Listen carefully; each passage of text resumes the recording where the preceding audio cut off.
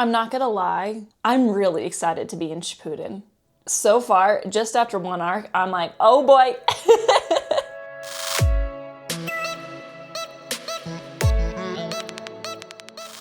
If you look very closely at my background, you might see another piece of my journey as a Naruto fan. Yes, I now own Naruto merch. I told myself, when I started watching Naruto at the beginning of this year, I told myself, if you get into it and you want to get merch, wait until you're in Japan. And I did. This was actually not my first purchase either. There's a Kakashi acrylic stand in the corner here, which I'm not gonna pull out because that shelf is kind of all over the place. And I got that at the Naruto Village at Fuji-Q amusement park in Fuji. And I'm so glad I waited because now I have 2 Kakashi figures and a Naruto t-shirt, which I'm not wearing right now. I probably should be wearing it, honestly, but anyway, what's up everyone? Welcome back to the channel and to another video. Today we are going to be discussing the first arc of Naruto Shippuden called the Kazekage Rescue Mission. And if this is your first time with the channel, hi, hello, my name is Hannah, and in case you didn't know, I am on my very first time watching Naruto journey and I'm sharing it with everyone. And here we are officially to Shippuden, which is very exciting. Everyone says that Shippuden is by far better than the original series by like a lot, and I definitely enjoyed the original series. There were moments where I was like, about it, but I'm really excited about Shippuden. And the funny part is too, everyone told me that the first arc of Shippuden is their least favorite. They didn't really like it, and then from there on out, they loved it. And spoiler alert, I loved it. So I'm really looking forward to what the rest of Shippuden is going to bring. Since we're moving on to Shippuden, I'm actually going to change up the way I do things. I'm not gonna separate this into parts. I'm just gonna kind of work through the arc as a whole. I'm gonna change it up just because I personally feel like this is gonna be more fun. If you watch me, you know that I'm a professional yapper and I just like to ramble, and I'm all for being totally 100% my authentic self on camera. So anyway, that's what we're gonna do. I'm just gonna talk about it until I feel like I have no more thoughts. So let's get into it. But before we dive into today's review, don't forget to like the video, subscribe to the channel, and leave a comment your thoughts on today's video. Also, if you're interested in following me on social media, on Instagram, I have all of my cosplay content. A lot of specific Japan content will go on there as well. And you can follow me at Hannah Malay on there, linked in the description. All right, let's get into it. So this arc definitely got us introduced to a lot of the Akatsuki. I know there was a lot at the beginning, and I'm just gonna also throw out a disclaimer. So really quick disclaimer, I watched this well over probably 2 or 3 months ago. I finished it right before I left for Japan and have not had time to record it. So I'm going off of memory. I might forget a few things or might get a few plot points wrong just because it's been a minute. So give me a little bit of grace in that space. But with this arc starting out with an introduction of more of the Akatsuki, I think it focused mostly on Sasori and Deidara, but we kind of learned a little bit more about a few others while some remained a mystery, which was really exciting. I feel like the Akatsuki organization, I've heard so many good things about them being like some of the best villain groups in anime, and I'm really, really looking forward to learning more about them because they're definitely very mysterious. And the ones that we had in this definitely put up a fight, because the fight of Deidara and GAARA was so good. GAARA has been kind of this character where I felt he's been very like unbeatable for the most part, because he's a Jinchuriki like Naruto, which Naruto obviously is very beatable too. He gets beat a lot. But GAARA feels a little bit more like he's honed in that ability than Naruto has. So to see him, like, he put up a very good fight, but at the end of the day lose against an Akatsuki member that to me originally seemed like, okay, obviously he's strong because he's Akatsuki, but I feel like now I'm comparing everyone to Itachi, who just seems like completely OP, and Deidara felt very like meh to me. But for him to be able to actually defeat GAARA was really interesting. Now, I do want to call out a couple things about this fight that I really enjoyed. Number one was just the idea that GAARA became the Kazekage in this time jump in between the original series and Shippuden. If you've been following my original Naruto journey, you know GAARA, I love him. I think he's one of the best written characters in the story, if not the best written character so far. He is number 3 on my list of favorite characters because of that. I think his redemption arc was one of the best redemption arcs I've seen. The only one I can think of that I've seen that I like better, that I think was more well done, was Zuko's from Avatar: Last Airbender. And honestly, Zuko's redemption arc is so nuanced and crazy that I don't know if there will ever be a redemption arc that quite hits the way Zuko's redemption arc does, but GAARA's comes very close. GAARA's was well written in the fact that it might not have been as nuanced as Zuko's was. However, I felt like the timing of his redemption arc was really good. We didn't spend too much time for him to be evil to the point where he gets a redemption arc so late in the story that I'm just like, I don't care. GAARA was bad for long enough that there's a payoff when he was redeemed and he joined up as an ally, but he wasn't bad for so long that when he was redeemed, I was like, okay, I've hated you for 90% of the story. I don't have the room in my heart to change that now. And that's just a me thing, but I guess you could say maybe GAARA's redemption arc wasn't the most well-written one in the world, but it checked off the boxes for me to really enjoy it. So I was very excited when he got redeemed, and then to find out that he went on to become the Kazekage was really, really exciting. I loved the character development where pretty much the reason he lost this fight was because he chose to protect the town when Deidara left, you know, like sent off the really big bomb that would have probably destroyed the entire city, and GAARA had made the shield to protect everyone, not just the people, but also the buildings, so they still had somewhere to live. It brought me to tears, honestly, because I love characters that are super protective. It's one of the reasons why I love Kakashi. It's one of the reasons why I love Giyu Tomioka from Demon Slayer.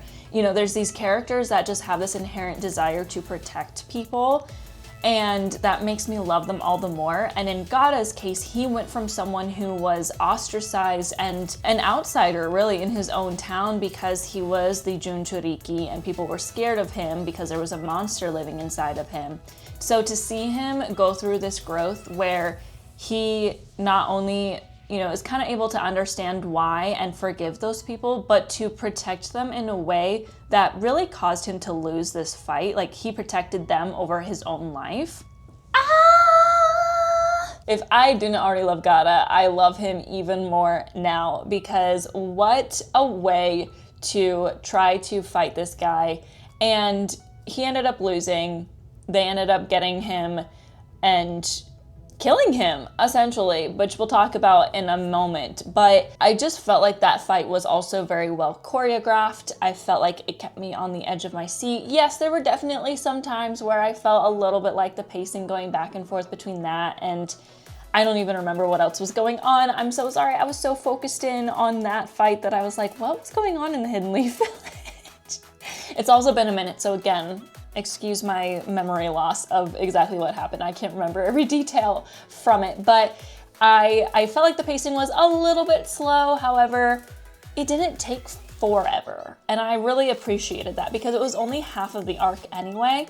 So it was really, really well done. It made me love GAARA even more because of how much he fought to protect that town at the expense of his own life, essentially, because he did die later on, which is crazy. So I really enjoyed the first part.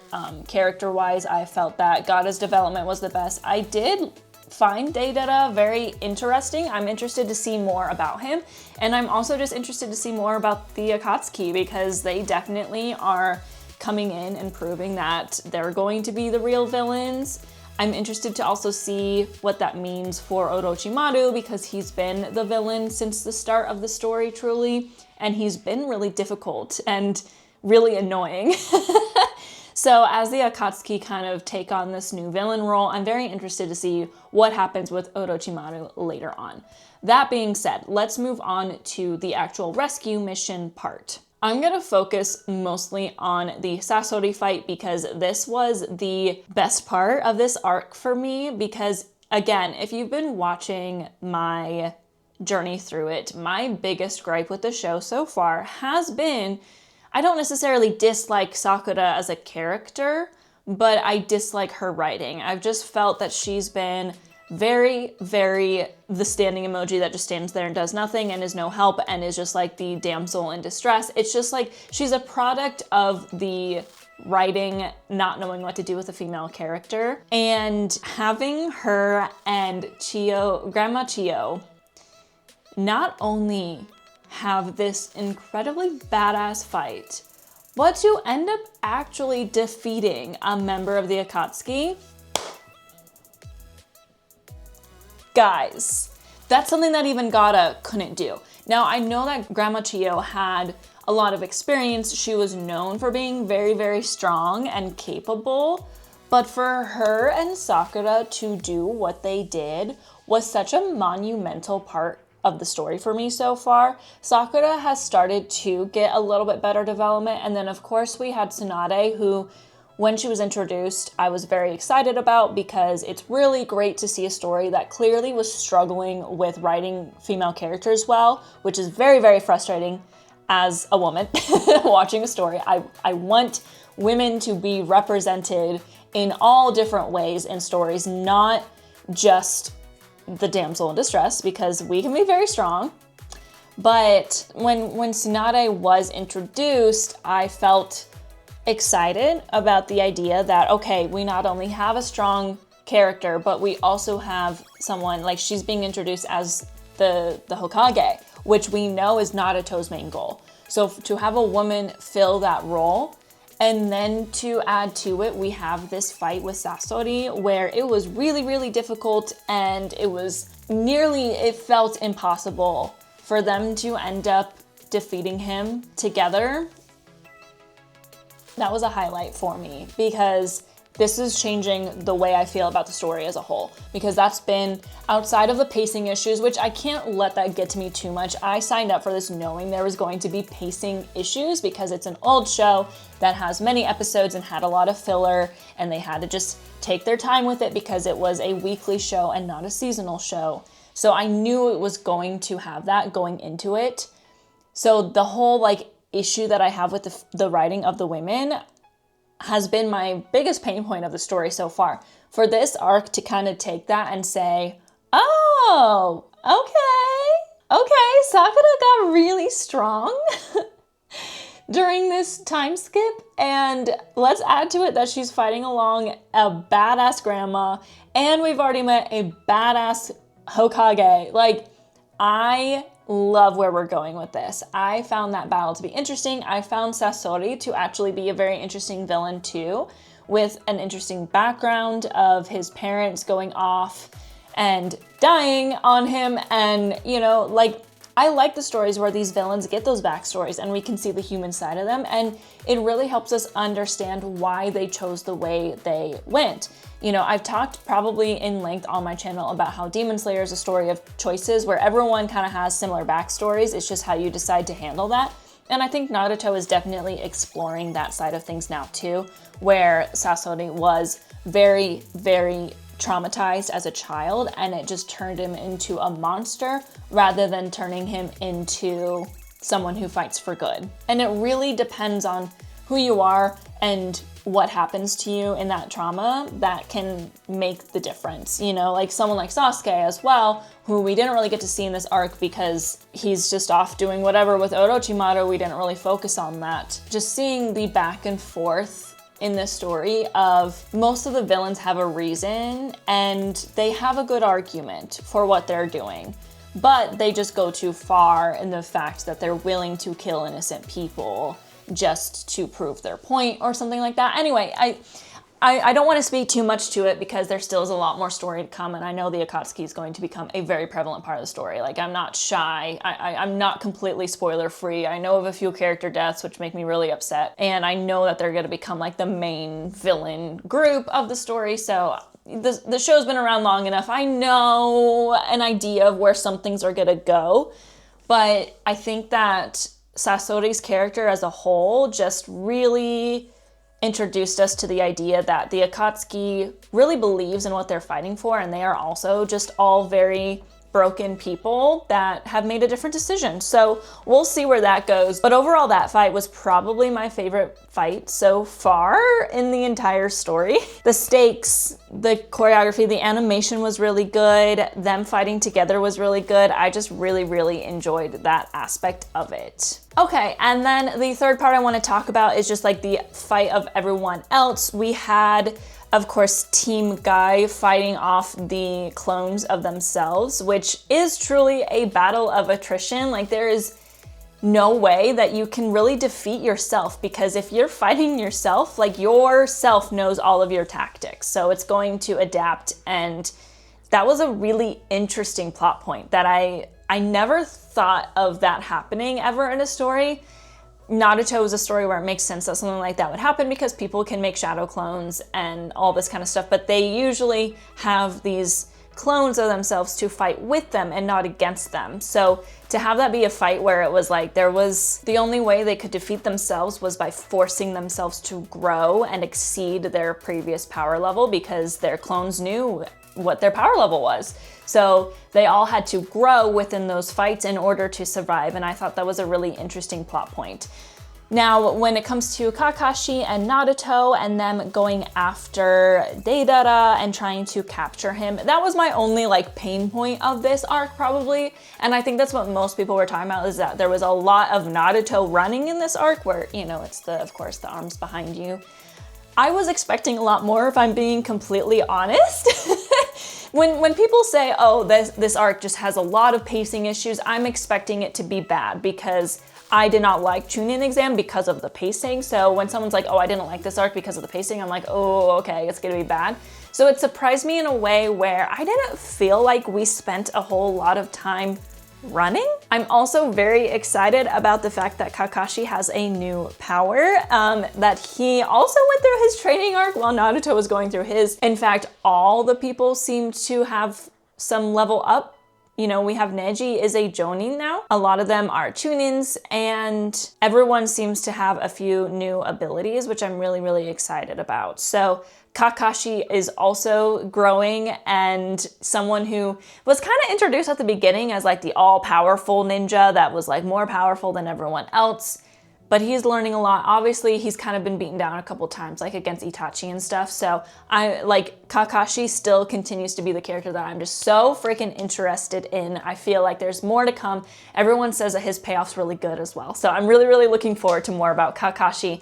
And even though we spent a lot of time running after Deidara with Naruto and Kakashi, I really still enjoyed that part of the battle. And of course, that one ended in loss. Deidara did get away from them, but Kakashi played a huge part in them being able to survive that experience, because Deidara was like kind of gaining his abilities back and stuff. So anyway, this was altogether a very, very good arc. I really enjoyed it when I was expecting to not, because everyone kind of told me like, oh, it's definitely not the greatest arc. It's not really enjoyable. The pacing's kind of bad. And to be completely honest, I never sat there and had a feeling of like, this pacing is really bad. There were a couple moments where I was like, okay, like it's taking us a little while to get through this. But again, I went into Naruto with the expectation that that would happen, to try and allow myself to still enjoy it and just know that it's a product of its time. And maybe that's helping me in this case, but I didn't find this arc to be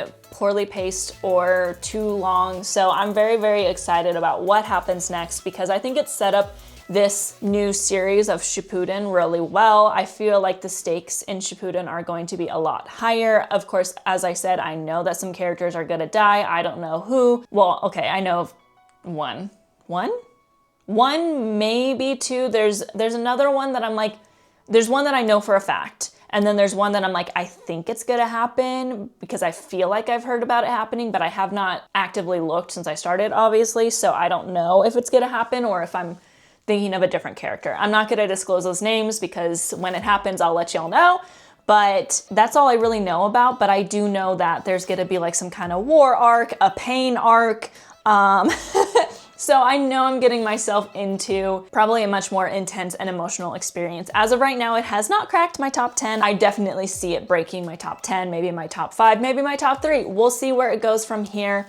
But overall, I gave this arc a 9 out of 10. I genuinely enjoyed it. I think the highlight for me really was the grandma and Sakura, which, okay, before I end the video, I knew as soon as like GAARA died, right around that time is when Grandma Chiyo had kind of revived Sakura, because Sakura was like kind of dead, almost like very close to it. I was like, oh, I know where this is gonna go. And honestly, I felt like I was okay with Grandma Chiyo giving her life to save GAARA. I feel like that was a great way for her character to go out.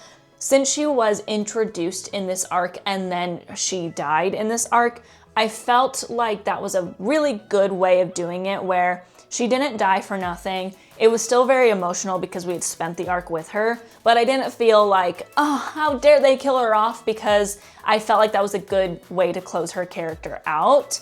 It's not like a character that was introduced at the very beginning, which I know is gonna happen eventually. So it was a great way to get us started on the fact that I know people are going to die in Shippuden. But I felt like that was a very well done introduction, really helps out, and then dies for the cause, but in a way that like made sense for her character. I didn't think there was really opportunity for much more outside of maybe her helping Sakura a little bit more, or Tsunade a little bit more, but she did what she needed to do. I think that GAARA has a lot more to come, obviously, than Grandma Chiyo would, so I felt like that was a great choice, but it definitely was emotional. I definitely teared up when she died. I kind of knew it was gonna happen once she revived Sakura. I was like, oh, this is how GAARA's gonna survive. Because I spent a lot of the arc going like, I know GAARA has more. Like, I know he has more time in the show. But how? Because he's definitely dead right now. So as soon as she revived Sakura, I was like, that's how we're gonna get it. And I was right. It was a little bit predictable, but I'm okay with my shows being a little bit predictable. I don't mind that at all. Like I said, I give the arc a 9 out of 10. I thoroughly enjoyed it, and I'm very much looking forward to what comes next. But that's gonna be it for today's video. If you liked it, don't forget to like the video, subscribe to the channel, and leave a comment. Share this video with all of your Naruto loving fans and see if they agree with me. And I think that's me signing off. Matane!